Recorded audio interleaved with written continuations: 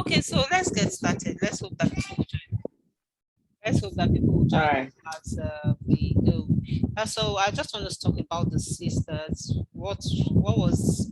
I just want you, Chidima, to tell me what were your thoughts as you read the book, and what were the highlights that you feel like Of this story, right? of this This story, the last sisters? one. Yes. And well, since you are, if no one has joined us yet, if there's any other story you want to talk about, you since you showed up, you get the opportunity to talk. So let's start with the sisters. Yeah, man, this is one story. Like see it from beginning to end. Although I would have loved to see how the whole the two families dealt with homosexuality, their children being homosexual. Apart from, Anita's parents losing their status in church, I want, that part of it didn't feel totally resolved to me. It felt like, oh, let's not discuss this. Let's not talk about it. But the truth is, there are families like this. Do you understand? They have, they go to church, they are believers, very strong believers, and their children are homosexual. So in that case, how do they deal with the issue? How do they resolve the issue?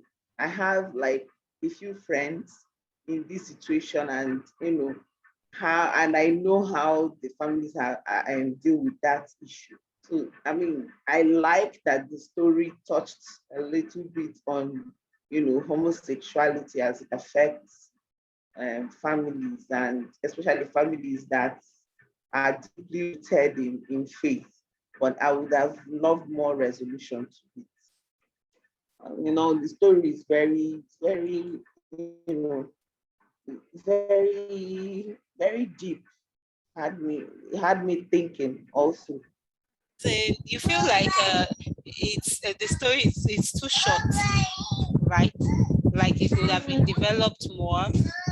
Have had Yes, especially that homosexuality angle. yeah, it was unpredictable. It was a kind of unpredictable end for me because me I was thinking that maybe we'll find out that Anita was Shokwe's lover or something.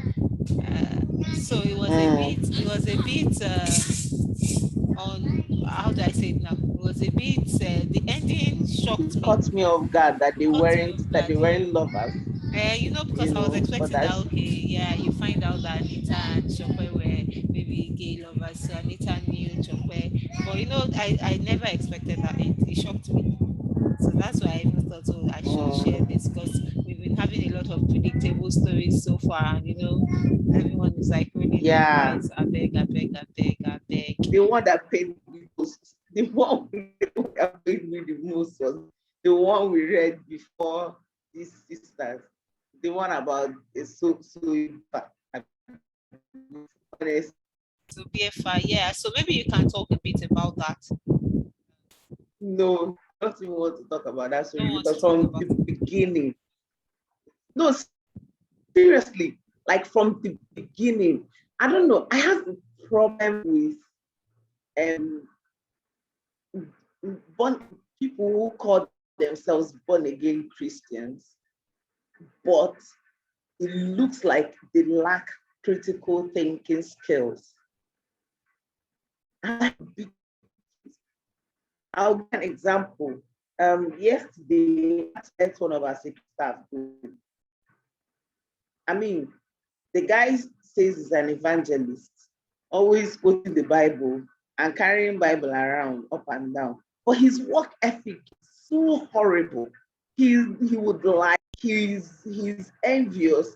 He's like, this guy legit did something that had impact. And God, anytime he's at work, I always have to like keep my tongue and keep trying to manage my emotions so that I don't flare up and something I would be proud of. Yesterday, he come while I'm attending to patients to tell me that he wanted to go and fix his phone. Why? Because the day, because we had a construction going on in the office. The day before, his phone had fallen and he cracked his screen or something. I mean, this is someone we have told Saturday sanitation. On Saturday, why don't you go after sanitation? Saying we weren't even coming, we don't have any official work because they're changing the town desk. We won't want people to come in while we are changing the towns in the front desk. So after the sanitation AM, you go fix your phone and he cannot do his work without his phone. Like, I had 1,001 ugly things I wanted to say to him at that point. Just like, I just told him to just excuse me, that I needed to, finish what I was doing. And guess what this guy did? He goes to write something stupid about how that since we will not allow him to fix his, that enables him to do his, that he resigns, and then he goes to how do you even put it? He said, seek the kingdom of God and his righteousness or whatever. Like, I wish I had a copy of that letter. I would have maybe snapped it and shared it in the group. It was ridiculous. Like, I read it and I was like, I just wrote it as a letter. I actually thought you were referring to a Facebook post. For real. No, he wrote as a letter and brought it to the office. I didn't say what. I was already boiling. I was so angry. My cousin now told me I should not say anything while I was feeling upset. She now called the employer, that's in the halogen head or something in Enugu, and the man came to the office and we told him what was going on. He read the letter and he called the young man and said, "Oh, did you write?" He said, yes. I said, okay. If you are the one that wrote this letter, please sign here. The guy signed. He said, put date. The guy put it. Said, effectively, you're okay. It wasn't like, he's an evangelist that you go. Like, I was when the guy left, all I felt was relief. He was a difficult person to deal with. And that's not even the least of them that sin. So I always have this problem of, it's good that, and we love God and we follow him and all that. But when your life is at variance with that Bible that you're always quoting, it drives me crazy. Then what is the entire point? If salt is losing its taste, what is the entire point? Why even? It's not even like, why do people feel so comfortable saying I'm a Christian, I'm born again, and all that, and your life is the core values of what a Christian should be. My peace, and that played out a lot in this Oyebifa story, because number one, you didn't want to marry this guy. They shouldn't have gotten married in the first place. But because pastor said, and then you don't want to offend pastor, this is love that you are going to live as an entire human being. And then because you don't want to offend pastor, you now went ahead and married that man. And then abuse was going on. You did not tell anybody. Why? Because you were afraid of what people say, and God hates divorce. But God hates crying. God hates the fact that you're being beaten up by that man. And God wants a both for you and thrive and flourish. So, I mean, why pick and choose the thing that God hates and the thing that God likes? Like, at every point, the outcome story could have been avoided at every point, but they kept making very stupid choices. Why? Because of, you know, they are standing in church or something. Relation and that way more important to them.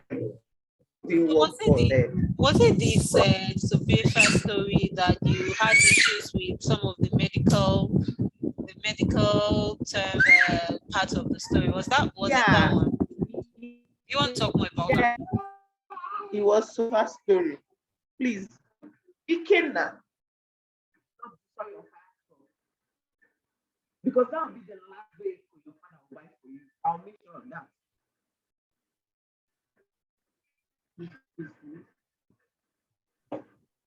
Hey, Chidima, you there? I'm here. Oh. Yeah, well, do you want to talk more When about the parts of the, as an educator, about what was wrong about the medical parts of the story? Because I okay, know it was one of the huge turn-offs for you. yeah, let me remember one of it. I think the first one was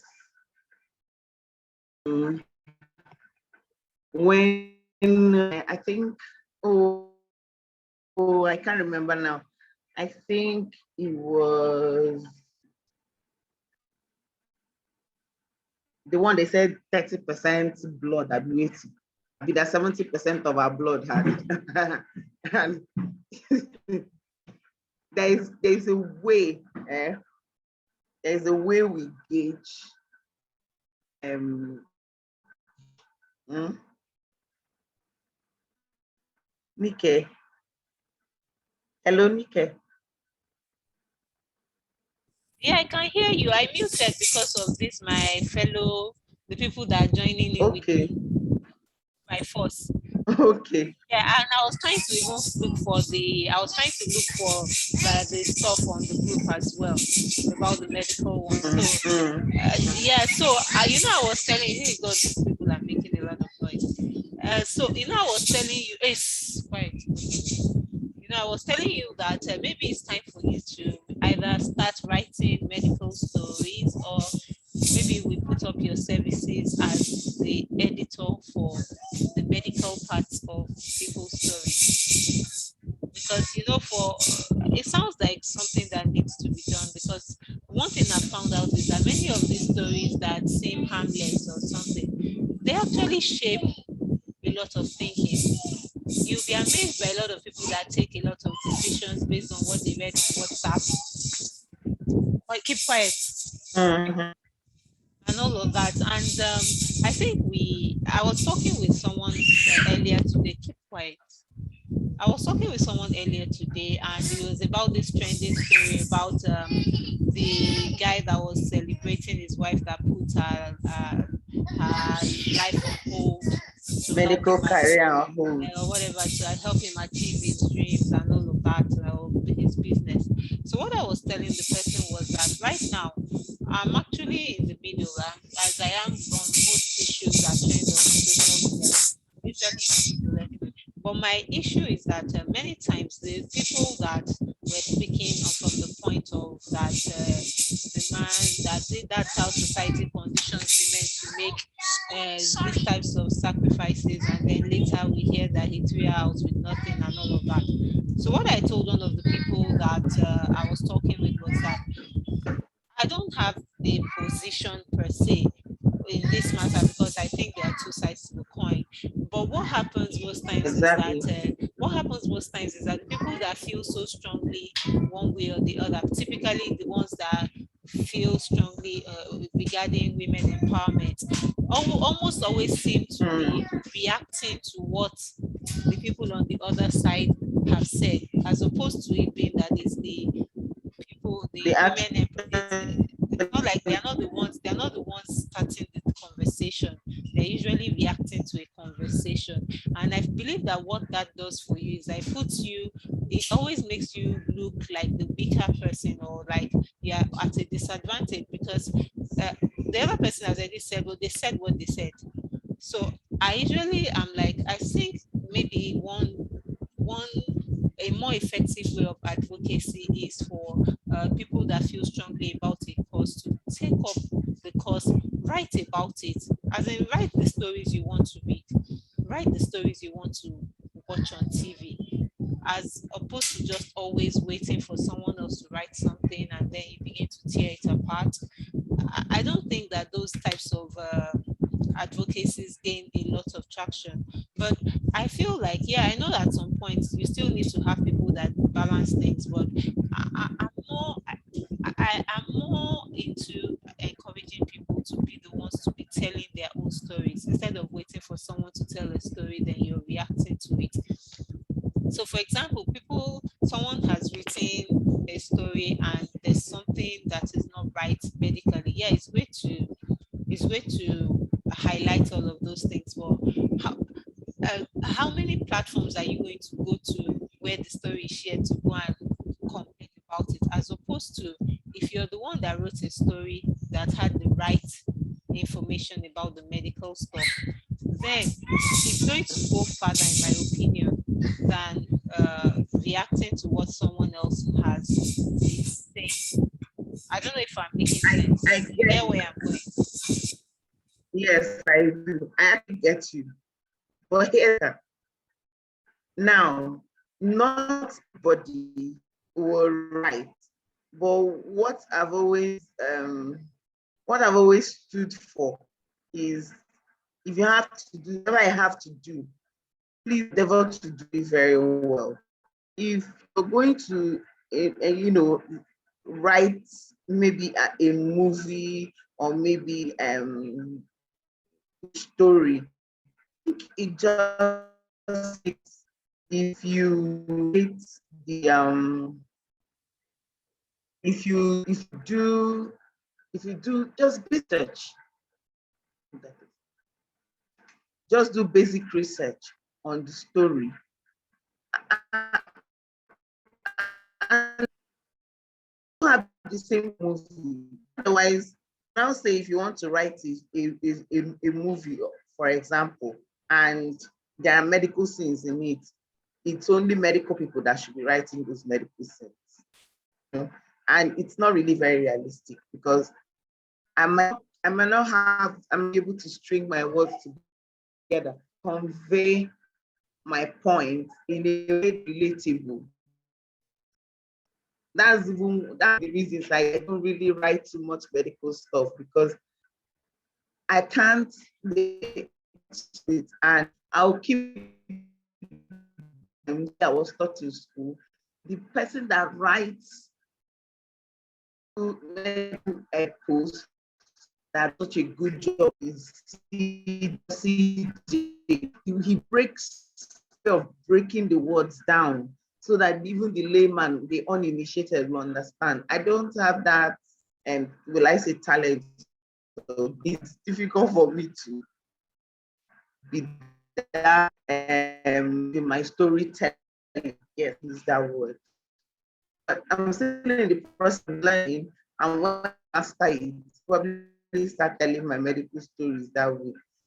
If not, yeah, that's the problem I have. But then back to this Sobiefa story, I just felt that they, they have, I mean, so many things, like something somebody had on the streets. It's like when somebody comes and says, I've gone to all the hospitals and nothing was seen.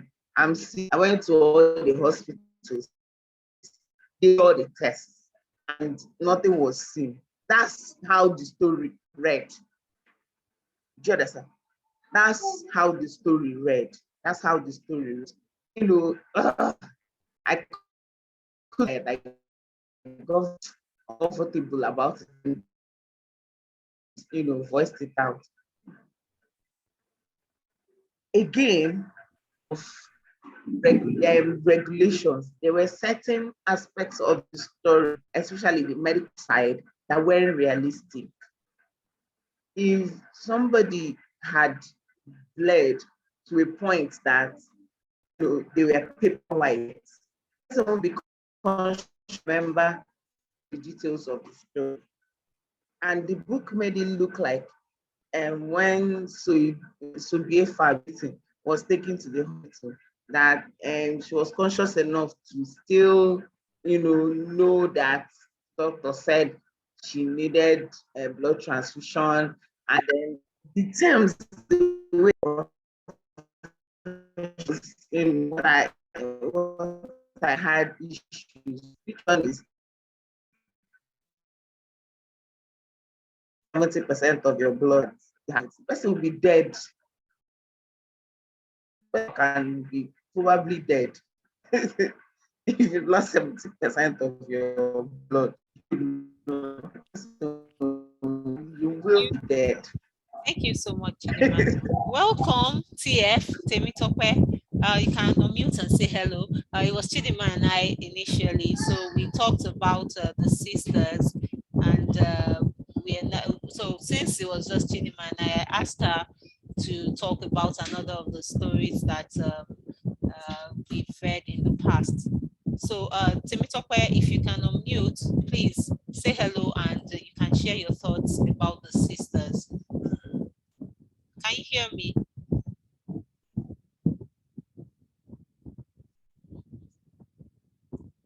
Temitope? Chidima, can you hear me? Yes, I can. Okay, I just wanted to be sure if it was from my end or if it's TF. Okay, TF, I can see your hands. I can see you clapping. Or are you raising? You're saying hello. Okay, but can you let me know if you can hear me? And if you can hear me, we'll appreciate if you can unmute and share your thoughts on the story we just read, which is the sisters. I know you said you were going to now read since we finished sharing. So it really would be nice to hear your thoughts, if you don't mind. Oh, okay, I think maybe she's having some network issues. Looks like she stepped out. So I actually was going to bring the meeting to a close before Temitope came in. So I think we should close at this time. Or do you have anything else you'd like us to discuss, Chidima?